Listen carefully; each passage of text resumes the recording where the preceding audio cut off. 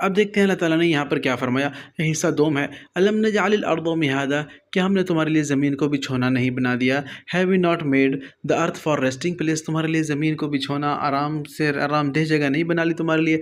किस कदर आते हो फिरते हो चलते हो ज़मीन से, कितनी स्टेबल जगह है तुम्हारे लिए, तो तुम इसको देख कर अल्लाह पर ईमान ले आओ। और फिर फरमाया वल जिबाल औताद, जिबाल कहते हैं पहाड़ों को, जबल उसकी वाहिद है और जिबाल उसकी जमा है।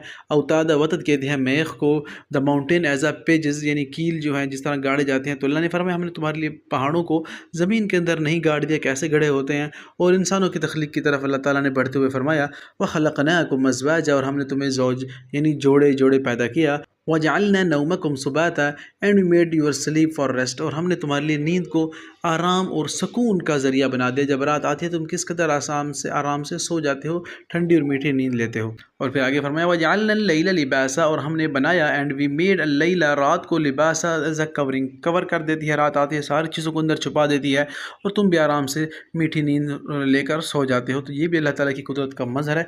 तुम्हें चाहिए कि इन प्रोसेस को देखते हुए ईमान लो और फिर सुबह क्या करते हो, वजअलना नहार माशा, और जब दिन होता है तो तुम निकल जाते हो कमाने और अपने कामकाज के ऊपर। ये भी अल्लाह ताला का बहुत बड़ा कुदरत का एक मज़हर है कि जब दिन आता है तो तुम अपने वाखरून यज़रिबून फ़िल अर्ज़ि यब्तगून मिन फ़ज़लिल्लाह, कुरान में है कि जब कुछ लोग ऐसे हैं जो ज़मीन में अल्लाह का रिज़्क़ फ़सल तलाश करते हैं जाकर, तो दिन अल्लाह ने बनाया ही माइशत के लिए। अगर आप ऐसे भी कुरान को माइंड मैप के ज़रिए समझना चाहते हैं तो इसकी मुस्तकिल क्लासेस चल रही हैं। कमेंट सेक्शन में आप ज़रूर यस लिखें, पूरे लिंक को ज्वाइन करके मुकम्मल क्लासेस देख सकते हैं।